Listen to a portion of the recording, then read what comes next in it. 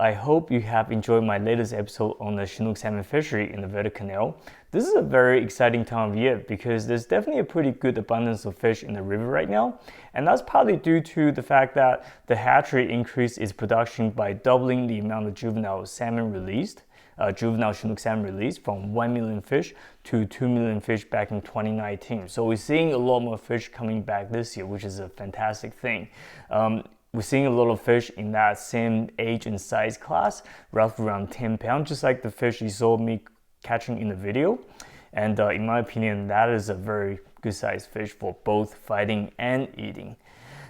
This is a full white Chinook salmon fishery, which means that most of these fish are white Chinook salmon. Their flesh is pure white, but occasionally you will get into some red Chinook salmon as well. And some of the fish are marbled, kind of like that. It's got that peach color between that white and red. So yeah, so it's kind of like a mix of everything. I've been getting a lot of requests asking me to show my setups for Chinook salmon. I have done a previous video on the rod and reel setup, so I'll link it in here somewhere on the video card, so you can go check it out. But for this video, I want to take a look at some of the terminal tackles that I've been using that I've had quite a bit of success with. So starting with the, just talk about the rods and reel again. A very good rod to go with if you're just starting out is this one right here. So this is a Shimano Claris, 10.5 feet long casting rod. So you want to get a casting rod, not a spinning rod, for float fishing.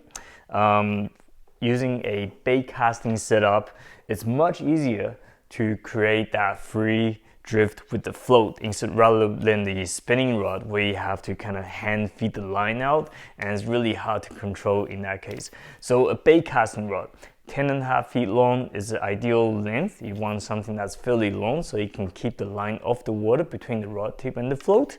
The Claris rod setup, it's a pretty entry-level setup. I guess you can get this rod anywhere from between $100 and $150. This particular rod is rated between 12 and 20 pound test, which is perfectly fine for Chinook salmon. It's a slightly heavier for coho salmon, but it's totally fine for coho. Just my preference is something a little lighter.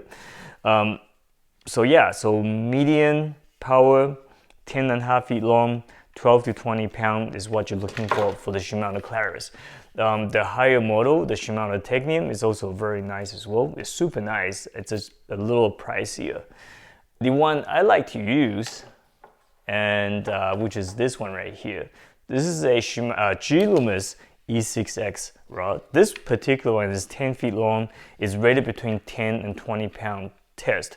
I believe this particular model is discontinued, but you can get similar ones that are 10 feet long as well, rated between 8 and 17 pound, or I guess 12 to 20 pound as well. So this is a more expensive rod, but you do get what you pay for. This particular rod is quite a bit lighter in terms of weight compared to the Shimano Claris, so it's easier on your arms if you decide to fish all day, and yeah, it definitely saves quite a bit of muscle strength. And the action is really, really nice as well. So this is the one I've been using for quite a few years now. But if you're just starting out, there's absolutely nothing wrong with the Shimano Claris, which I also use from time to time as well. Now, many of you in our previous video, you have commented that I've been using a right-handed reel, right-hand retrieve reel.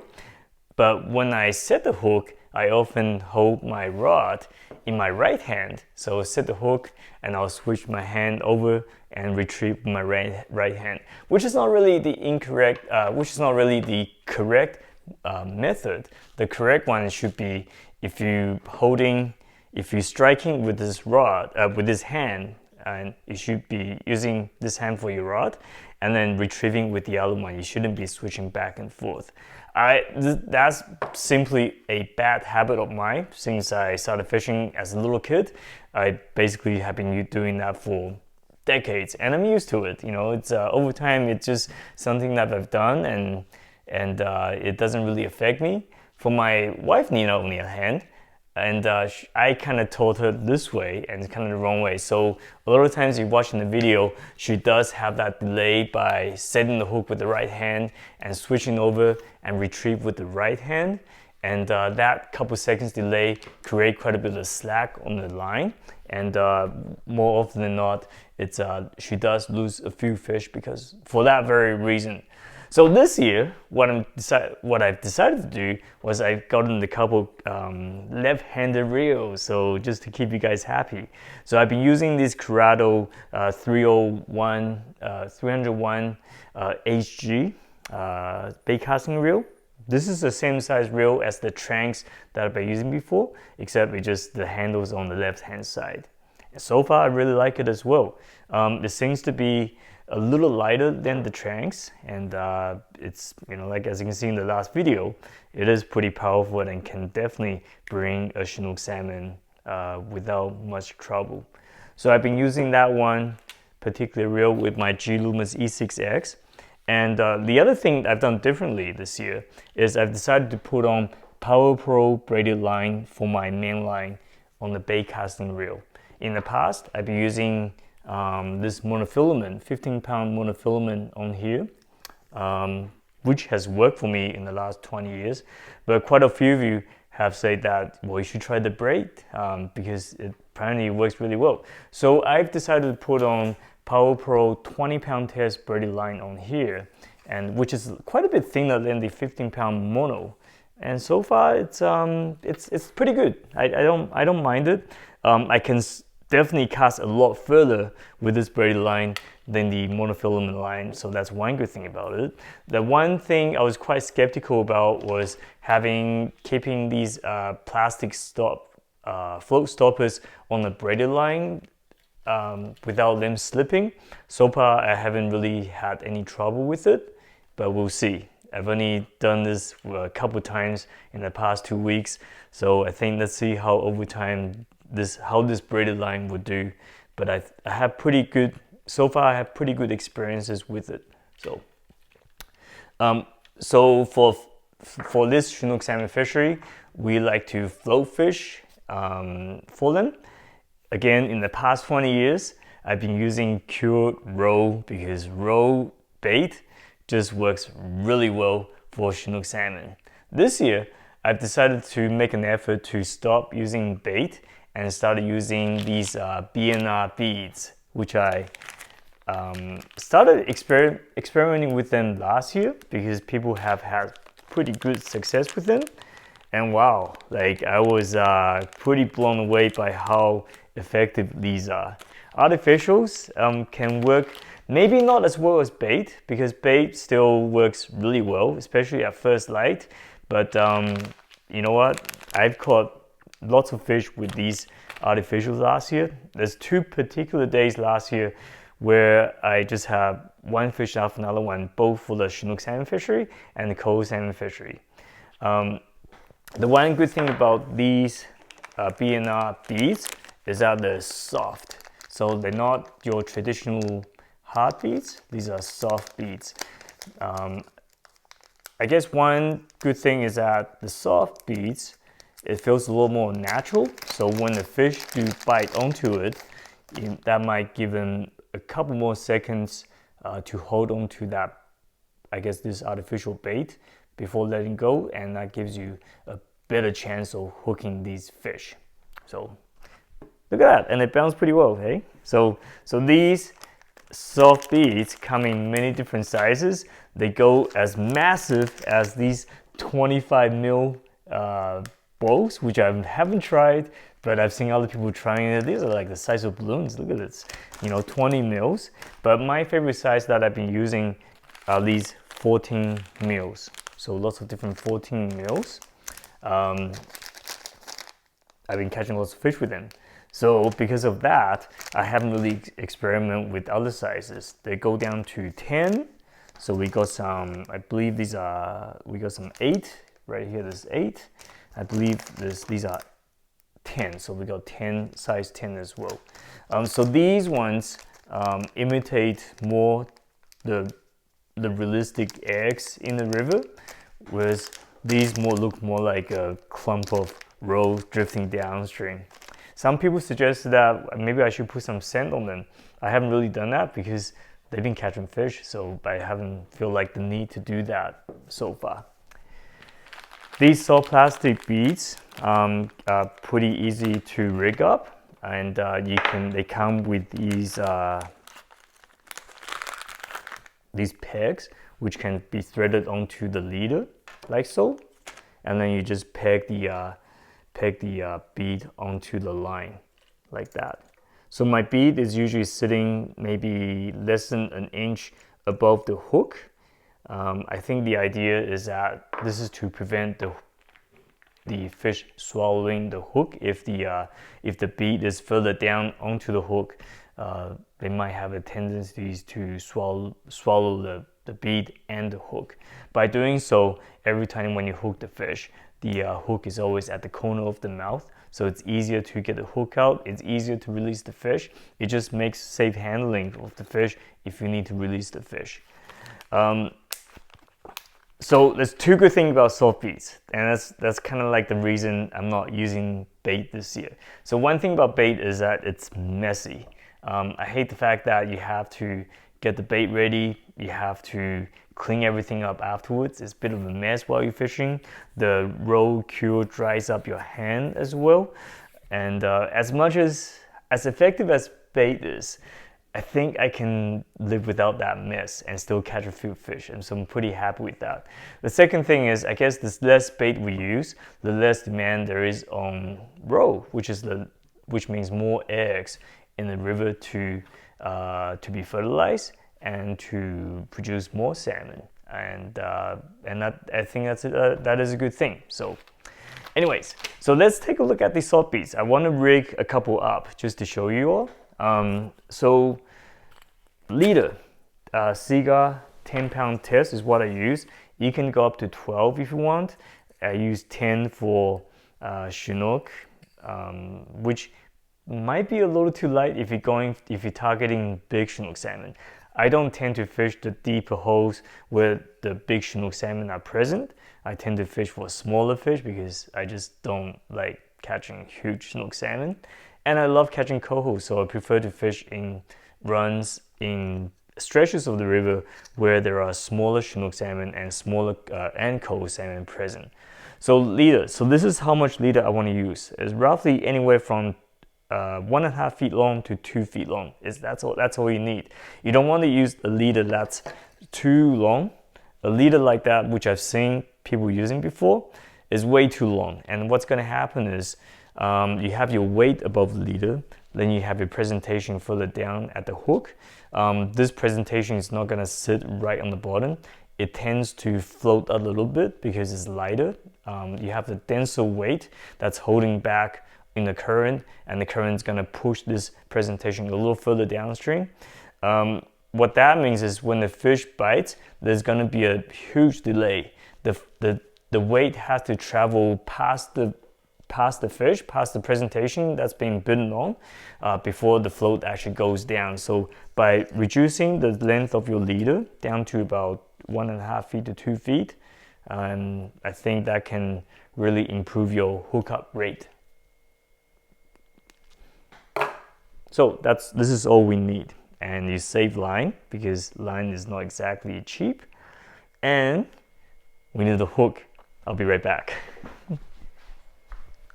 Oh, I thought I put the hook somewhere else, but it's actually here. So this is my little tackle box that I carry. In it, I got my sliding weights, I got my hooks in here, I got my beads, I got my float stoppers. It's just easy to carry. So we're gonna use size 1 owner hook, all-purpose hooks. This is size 1 has always been the one that I like to use. Some people go down to size 2, some people even go down to size 4 for salmon fishing. But to be honest, I really like size 1. But again, it's personal preference. We're using a bait loop knot, and I have done a separate video on this, so you can go check it out. 6 or 7 turns on the shank, and bring back to the first loop. Here we have the leader. Here we have the pegs for the beads. On the pegs, what you find is threaded on the wire right now, and at the tip of the wire, there's a loop where you can thread your leader on. So we're gonna thread it on there. And what you're gonna do is you're gonna, once the leader is threaded onto the wire, you're gonna push that peg off the wire, and then it goes onto the leader like so. Very, very simple. So now we have the peg on the line, and you're gonna grab one of your soft beads. We're gonna go with, you know what? We're gonna go with this one right here. So this is the red, and this is the one that I caught my fish on in the last episode. Last year, I was using a lot of, these are the mottled cherries and mottled red and pink. And but some of my friends have been having success with these either pink or red, straight red ones, again size 14.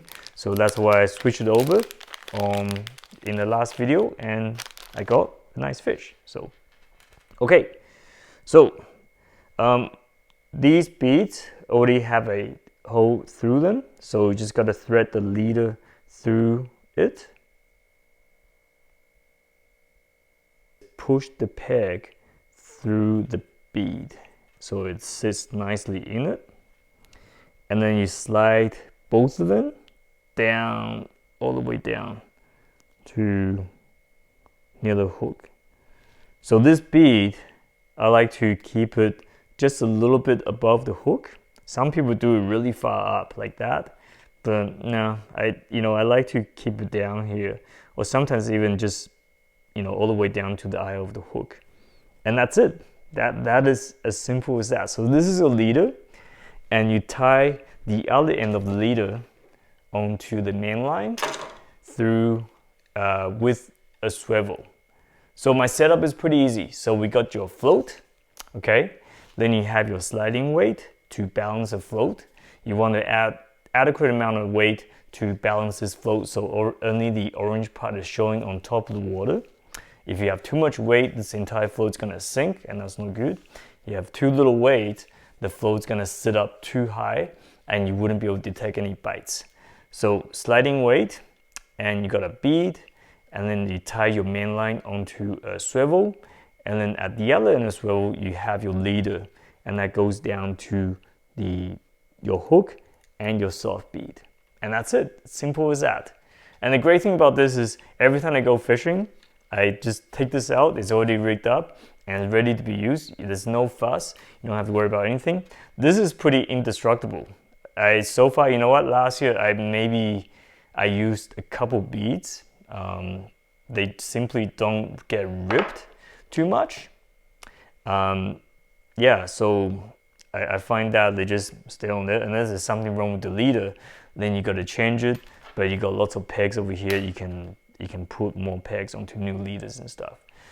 So yeah, and once I get home, I just tie my rods up and this goes on the rack, and the next time I need to fish again, I just take it out and it's ready to go. It saves so much time, and there's no mess to clean up, which is a great thing. Let's talk about the floats a little bit. So I use these D&E 20-gram floats. They come in many different sizes, so there's 20, 25, 30 grams, or 35, etc.